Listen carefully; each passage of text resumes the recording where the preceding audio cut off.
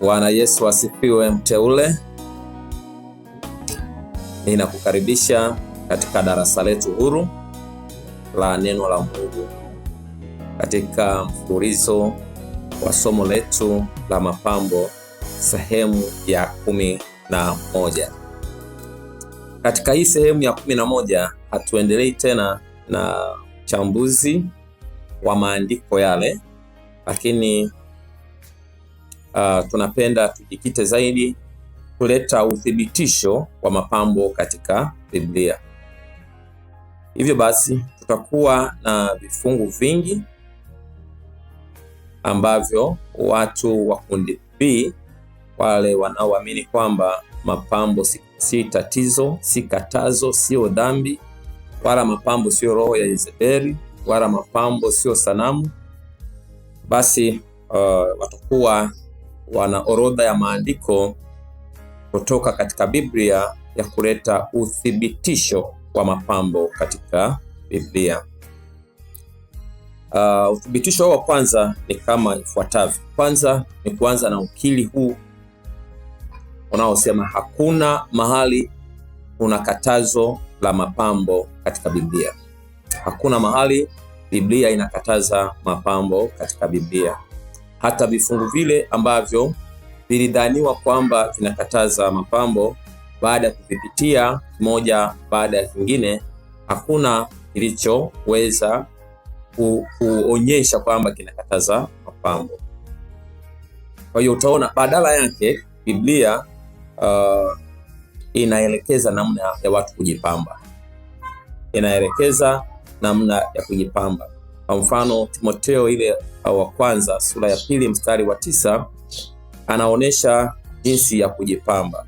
Unaona, anasema wanawake na wajipambe kwa mavazi ya kujistiri.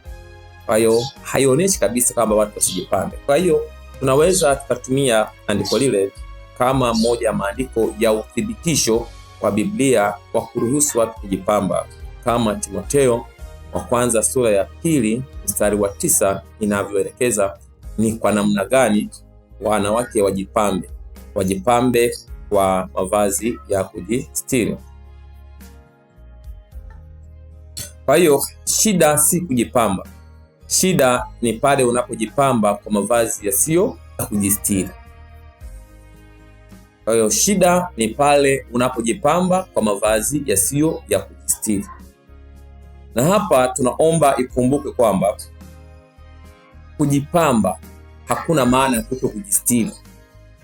Yaani mtu asiache kujistiri akisema kwamba eti ndo amejipamba. Wala mtu asikataze mapambo kwa kutoa kielelezo cha watu wasiojistiri. Kwa sababu kuto kujistiri sio kujipamba. Yaani mtu anaweza asiwe na pambo lolote na bado akawa hajajistiri.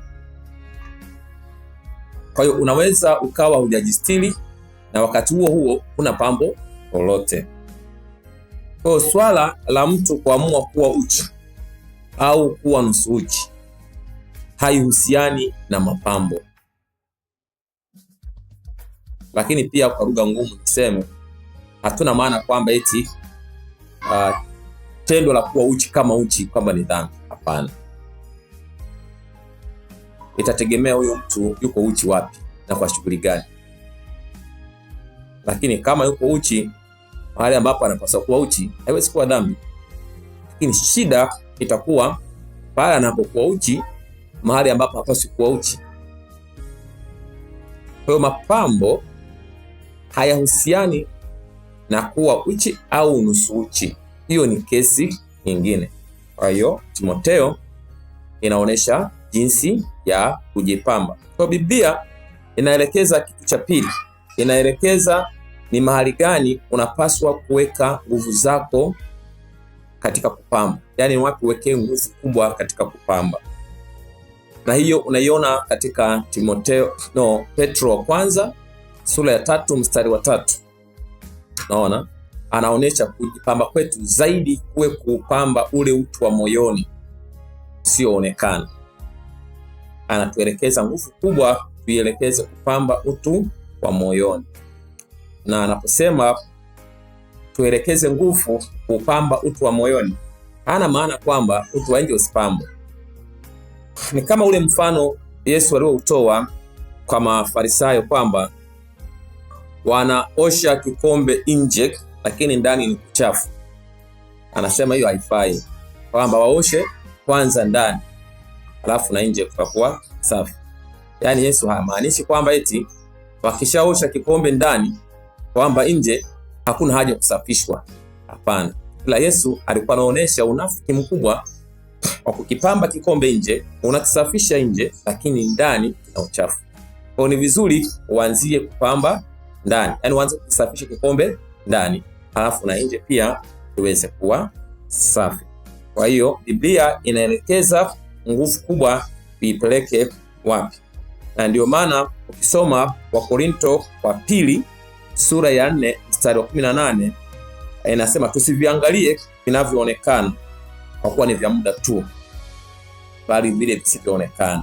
Kwa hiyo ndio maana nguvu kubwa tuielekeze kwa vitu vile vya thamani kubwa visivyoonekana. Na kitu kingine cha tatu ambacho Biblia inaelekeza kwenye kupamba ni kuzingatia tunda la kiasi. Inaonyesha kabisa kwamba kupamba hakuna shida, lakini pia tuwe na kiasi katika swala zima la mapambo. Kwa hiyo kiasi lazima kiwepo au kizingatiwe. Na ukisoma Timotheo wa kwanza sura ya 2 mstari wa 9 anasema wajipambe kwa mavazi ya kujistiri na moyo wa kiasi. Na moyo wa kiasi. Na ukisoma Timotheo wa 2 sura ya 4 mstari wa 5 anasema kwamba bali wewe uwe na kiasi katika mambo yote. Bali wewe uwe na kiasi katika mambo yote. Kwa hiyo hii ni sehemu ya kwanza unayoweza kuiona Biblia ikielekeza. Haikatazi mapambo, inaelekeza inaelekeza namna ya kujipamba, inaelekeza ni wapi tuweke nguvu zaidi katika kujipamba, lakini pia inaelekeza kuzingatia tunda la kiasi katika kujipamba. Okay? Tuangalie uthibitisho wa pili wa mapambo katika Biblia. Biblia inaonyesha kwamba maharusi, yani bwana harusi na bibi harusi wanapambwa. Soma Isaya sura ya 61 kuanzia mstari wa kwanza na kuendelea. Ukisoma Yeremia sura ya 2 mstari wa 32 na ukisoma Ufunuo wa Yohana sura ya 21 mstari wa 2 ina maneno yafuatayo: kama bwana harusi ajipambavyo kwa kilemba cha maua.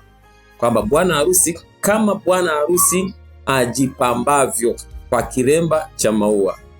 Kwa hiyo Biblia inatambua kabisa bwana harusi ana nafasi ya kujipamba. Lakini neno la pili anasema kama vile bibi harusi alivyokwisha kupambwa. Kama vile bibi harusi alivyokwisha kupambwa. Ni uthibitisho kwamba bibi harusi ana nafasi ya kupambwa. Na neno la tatu anasema kama bibi harusi ajipambavyo kwa vyombo vya dhahabu. Hapa anaongeza kabisa kwamba kama bibi harusi ajipambavyo kwa vyombo vya dhahabu ni halali yake. Sawa? Sema ni uwezo wetu tu jamani, maisha tu, uchumi, lakini ana uhalali na ni furaha yake kujipamba kwa vyombo vya dhahabu, vya almasi, vya gold, vyote vile. Sawa? Lakini cha nne anasema vazi la bibi harusi. Naona? Vazi la bibi harusi. Wakati mwingine anasema likiwa limefumwa au limeshonwa kwa nyuzi za dhahabu. Kwa nyuzi za dhahabu. Sisi tunazipamba kwa nyuzi zetu hizi za kudarizi, nyuzi za cotton tu hizi za pamba hizi, na nyuzi zingine za nylon. Lakini kuna wakati kama nafasi inaruhusu inabidi zipambwe kwa nyuzi za dhahabu. Huu ni ushahidi wa pili kwamba maandiko yanaonyesha makundi ya watu ambao hupambwa. Lakini ushahidi wa tatu, anaonesha mapambo ya mwanamwali.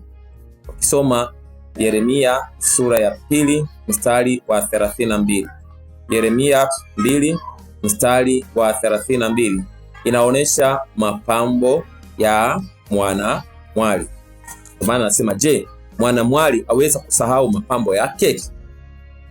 Sasa wewe unataka kumkataza asipambe kwa sababu gani, rafiki yangu? Uthibitisho wa 4 wa mapambo katika Biblia. Anasema anaonyesha kwamba Bwana alivyompamba bibi harusi wake. Tuone Mungu alivyompamba bibi harusi wake katika kitabu kile cha Ezekiel. Kitabu kile cha Ezekiel sura ya 16 kianzia ule mstari wa 8 hadi mstari wa 14. Bwana alivyompamba bibi harusi wake, au Mungu anavyojinasibisha mwenyewe kumpamba bibi harusi wake. Anasema, nikakupamba kwa mapambo pia. Anasema, nikakutia vikuku mikononi. 3, anasema nikakutia mkufu shingoni mwako. 4, anasema nikakutia hazama puani mwako. 5, anasema na pete masikioni mwako. 6, anasema na taji ya uzuri juu ya kichwa chako. Soma Ezekiel 16 hata ukianzia ule mstari wa 10 hadi wa 14, Bwana anavyompamba. Ule mstari wa 13 anaongeza maneno ya kuzingatiwa sana. Anasema hivi, hivyo ulipambwa kwa dhahabu na fedha, na mavazi yako yalikuwa kitani safi na hariri na kazi ya taraza. Ulikula unga mzuri na asali na mafuta, nawe ulikuwa mzuri mno. Mungu akisema jinsi alivyompamba Israeli kama bibi harusi wake. Kwa hiyo kama mwasisi wa mapambo, naona ni uthibitisho wa maandiko kwamba mapambo yapo na Mungu mwenyewe ni mpambaji. Ushahidi wa 5 au uthibitisho wa 5 mapambo katika Biblia. Biblia inataja mapambo ya mwanamke mwenye hekima. Huyu ni mwanamke mpambanaji. Katika Mithali sura ya 31 mstari wa 22 anasema, hujifanyizia mazuria ya urembo, mavazi yake ni kitani safi na urujuani. Huyu mwanamke mpambanaji, mwanamke mwenye hekima, tena anasema ni nani awezaye kumpata? Anasema kima chake. Anasema kima chake, huyu mwanamke kiko juu sana. Kwa hiyo anasema huyu mwanamke mpambanaji katika Mithali 31:22 hujifanyizia mazuria ya urembo. Neno urembo imesoma vizuri, hujifanyizia mazuria ya urembo. Anasema mavazi yake ni kitani safi na urujuani. So rangi moja nzuri sana. Amazing. Uthibitisho wa 7.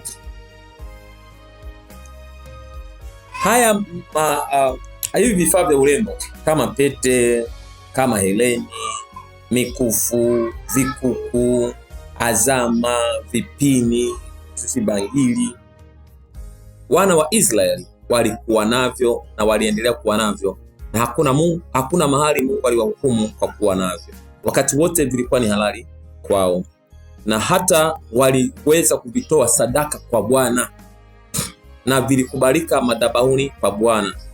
Vilihusika katika kutengeneza vifaa vitakatifu madhabahuni pa Bwana katika ile hema ya kukutania.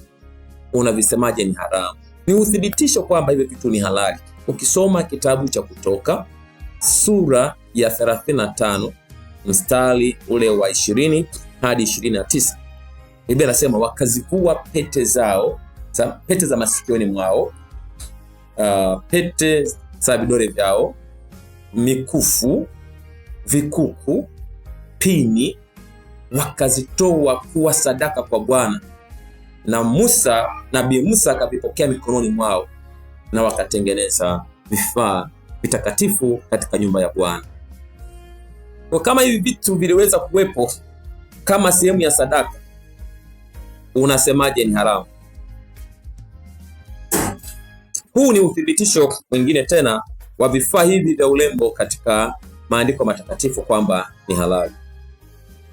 Uthibitisho wa 7, hekalu lenyewe na hema ile la Musa vilipambwa. Ukisoma Zaburi sura ya 144 mstari wa 12, anasema kama nguzo za pembeni zilizonakishiwa kwa kupambwa hekaluni, kama nguzo za pembeni zilizonakishiwa kwa kupambwa pembeni. Ukisoma Kutoka 25:25 anasema nawe ufanyie ule upapi ukingo wa urembo. Musa anaelekezwa jinsi ya kutengeneza zile papi za kwenye ile hema. Anasema nawe ufanye ule upapi ukingo wa urembo wa dhahabu. Ukingo wa urembo wa dhahabu. Kwa hiyo kama kuna vitu vilirembwa, mojawapo ni ile hema na hekalu. Kitu cha 8 ambacho ni uthibitisho pia wa mapambo katika Biblia ni mavazi ya makuhani na wana wa Lawi. Yaliwekwa nakshi, yaliwekwa urembo. Ukisoma Kutoka sura ya 28 mstari wa 4 na hata ule mstari wa 39, anasema na mavazi watakayoyafanya ni haya: naivera na joho na kanzu ya kazi ya urembo. Narudia tena, na mavazi watakayoyafanya ni haya: naivera na joho na kanzu na kazi ya urembo. Hazikupaswa tuwe ni joho tu na naivera au kanzu tu, hapana. Lazima iwekwe na kazi ya nini? Ya urembo. Ushahidi au uthibitisho wa 9, mavazi yalikuwa yanapambwa kulingana na aina mbalimbali na kazi zake. Yalikuwa mavazi ya vita. Ukisoma Samueli wa pili sura ya 20 mstari wa 8, yalikuwa mavazi. Kwa hiyo yaliweza kupambwa kwa kadiri ya aina ya mavazi. Mavazi ya maharusi yalipambwa kwa mtindo wa mavazi ya maharusi. Lakini pia ukisoma kitabu cha Esther sura ya 6 mstari wa 8, yalikuwa mavazi ya kifalme, nao pia yaliweza kupambwa kwa kulingana na hadhi na mazingira ya mavazi yenyewe ya kifalme. Uthibitisho wa 11, mavazi. Familia ya Ibrahim, Isaka na Yakobo walikuwa wana mapambo katika familia zao. Soma Mwanzo sura ya 24 mstari wa 53. Wakatoa na vyombo vya dhahabu na mavazi mbalimbali wakamkabidhi Rebeka, na vingine walikabidhiwa wanafamilia. Utasoma zilikuwa ni familia zenye vitu vya urembo. Uthibitisho wa 12, mavazi ya kimalikia nao pia yalikuwa yapo yanapambwa kulingana na mazingira ya mavazi yenyewe. Ukisoma Zaburi 45 mstari wa 13 hadi wa 14, mavazi yake ni ya nyuzi za dhahabu. Mavazi ya kimalikia hayo ni mavazi yaliyofumwa kwa uzuri.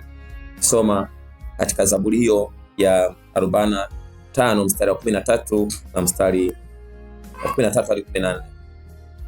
Unaona? Sorry. Okay. Na ukisoma Mhubiri sura ya 9 mstari wa 8, Mhubiri sura ya 9 mstari wa 8 anasema mavazi yako na yawe meupe siku zote.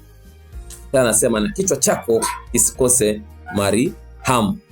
Hayo ni madhihirisho pia ya 10 ni uthibitisho wa 13 wa urembo na mapambo, kwamba kichwa chako kisikose marihamu.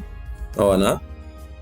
Lakini pia ukisoma Wimbo Ulio Bora sura ya 4 mstari wa 1 na ile sura ya 6 mstari wa 5, anasema uthibitisho mwingine wa 14 kwamba nywele zako ni kama kundi la mbuzi wakijiraza mbavuni mwa mlima Gileadi.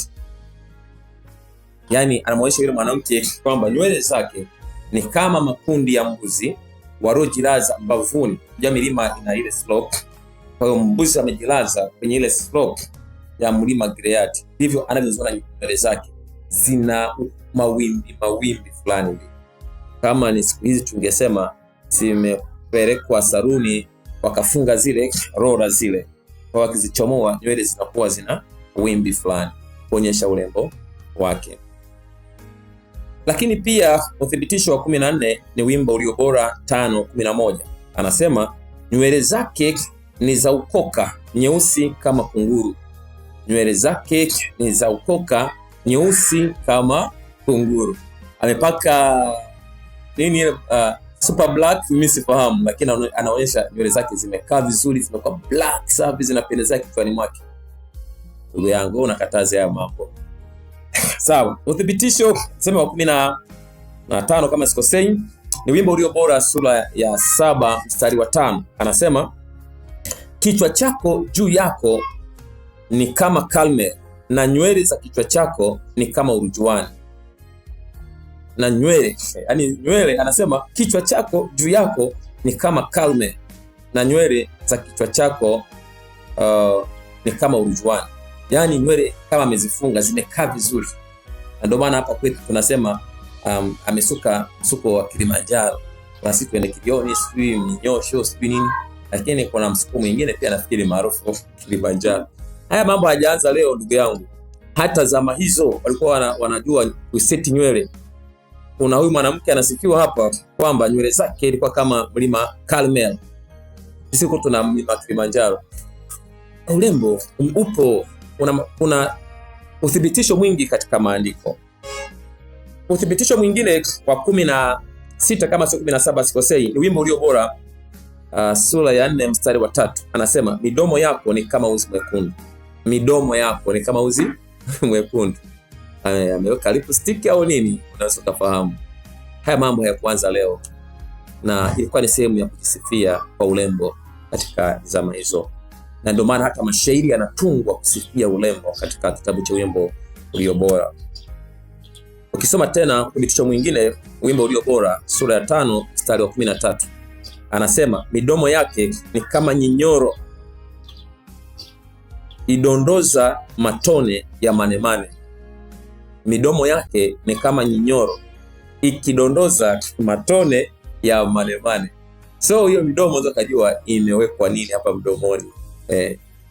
Sio mdomo umekauka kama wa kwangu hapa, sijapata chai na mfikiri nzuri. Nimekauka, nina njaa yangu hapa. Alafu nasikia ndio utakatifu au ndio uzuri. Si kweli. Ni maisha tu, mazingira ya wengine ya kiuchumi haturuhusu. Labda aina za kazi watu tunazifanya za kujitafutia riziki, muda mwingi zinatufanya tu tumechoka na mazingira ambayo huwezi kuwa smart. Ndio hivyo tu, lakini msingi Biblia imejaa uthibitisho kwa namna ya kujiweka vizuri, kuweka nadhifu, midomo ikae vizuri, sio inapauka na kuchanika, nywele katika mtindo mzuri kama milima ya Carmel, namna hiyo, na kichwa chetu kisikose Mariamu na namna hiyo. Utaona kuna vitu vingi sana ambavyo tunapaswa kufanya kuhusiana na mapambo, na maandiko matakatifu hayajakataza, lakini uzingatie tunda la kiasi katika kila jambo tunalo litenda. Ndugu yangu, ukizidi kuangalia maisha watakatifu, walikuwa wanaruhusiwa mapambo, na wengine walikuwa wanazuiliwa vitu fulani kulingana na shughuli maalum waliokuwa nayo. Huwezi kumwelekeza mtu aishi maisha aliyoishi Samson. Samson hakuruhusiwa kuchana nywele zake, yawezekana, na wala kuenda saluni kukata nywele zake. Hakuruhusiwa kuwa na kipara Samson. Je, kipara ni dhambi? Tagusa mambo kidogo baadaye kidogo namna hiyo. Usitaki watu waishi maisha ya Yohana Mbatizaji na nywele zake na mavazi yake ya singa na vyakula vyake. Na wala halikuwa fundisho la wanaume wote kuishi maisha ya Yohana Mbatizaji. Ndugu yangu, hata kama Yohana Mbatizaji yako mengi anafanana na Elia, kile wanatofautiana. Elia alikuwa ni mlaji wa mkate na nyama.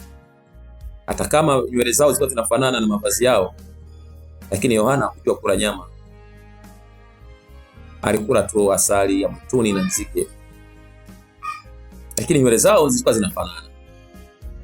Lakini pia sio fundisho la mavazi ya watakatifu ati kwamba ili uweze kuwa mtumishi wa Bwana uvae nguo za mishipi kama Elia, uvae nguo za mishipi kama Yohana Mbatizaji. Hapana. Kuna maelekezo mengine yalikuwa ni kwa mtu husika na kwa kazi husika na kwa wakati husika. Ukisoma katika Ezekiel utaona jinsi ambavyo makuhani wanazuiliwa wasinyoe kipara, lakini pia wanazuiliwa wasiwe na nywele nyingi. Kwa hiyo wanazipunguza, tunaenda saluni wanazipunguza. Lakini pia walizuiliwa vitu vingi pia. Walizuiliwa wasioe mwanamke asiye bikira, na wala wasiwe mwanamke aliyeachwa. Na kama ameachwa basi wewe ni mwanamke ambaye amefiwa labda na kuhani mwenzao. Na wala haionyeshi kwamba ndio kanuni ya maisha kwamba eti mtu akioa mwanamke sio bikira ni haramu. Wala sio fundisho kwamba ukienda saluni kunyoa kipara imekuwa ni dhambi. Wala sio fundisho kwamba watumishi wa Bwana hawaruhusiwi kuwa mwanamke ambaye sio bikira, kwamba lazima mtumishi wa Bwana lazima utafute bikira. Sisemi kuwa bikira ni dhambi, hapana, sina maana hiyo. Lakini sina maana kwamba ni kweli anafundisha kwamba binti akishakuwa si bikira asiolewe na mtumishi wa Bwana. Ni kweli kwamba anaelekeza mtumishi wa Bwana hawezi kuoa mwanamke aliyefiwa kama hakufiwa na mtumishi wa Bwana mwenzake. Si kweli. Lakini liko fundisho katika jambo hilo. Na kwa sababu sio mada yangu, sihitaji kuchukua muda kwenda tena huko. Ila na kuonesha kwamba tusirudi katika sheria na Torati. Kuna vitu ambavyo tutajikwaa. Lakini pia hata wakati wa sheria na Torati hakuna sheria au amri katika Torati iliyozuia mapambo. Na kama nafasi taturuhusu, tutazidi kuona uthibitisho mwingine kadha wa kadha wa maandiko matakatifu kuhusiana na mapambo. Ndugu yangu, kama utakuwa una swali, una nafasi ya kuuliza. Site kuuliza swali, ninakukaribisha kwa swali. Lakini pia usiache kuwasiliana na sisi, aidha kukutia moyo, lakini pia hata kutusapoti. Tunaomba sapoti yako tuweze kupata vifaa rafiki na mazingira rafiki ya kuandalia vipindi vyetu. Ninaamini unaweza ukatusapoti ukapata vifaa vya kurekodia na vifaa vya kurushia vipindi vyetu. Na kwa mawasiliano zaidi unaweza kuwasiliana na sisi kwa namba hii ya simu ya 0767950038. Na kwa wewe uliyeko nje ya nchi, utakumbuka kuanza na kodi namba ya nchi yetu ya kujumulisha 255 kisha unaendelea na 767950038. Asante kwa kunisikiliza. Usisahau kucomment kwenye clip yetu hii, lakini pia usisahau kushare na watu wengine waweze kuyapata haya ambayo umeyapata. Lakini pia usisahau kusubscribe ili tuweze kupata subscribers wa kutosha, iturahisishie kuwa na live streaming katika mitandao. Na Mungu akubariki kwa kuwa pamoja na sisi katika kipindi hiki, na nikuombe uendelee kufuatilia kipindi kinachofuata cha mapambo sehemu ya 12. Na hapa tutajikita na kuona faida za mapambo kwenye darasa linalofuata. Na Mungu akubariki. Asante sana kwa kunisikiliza.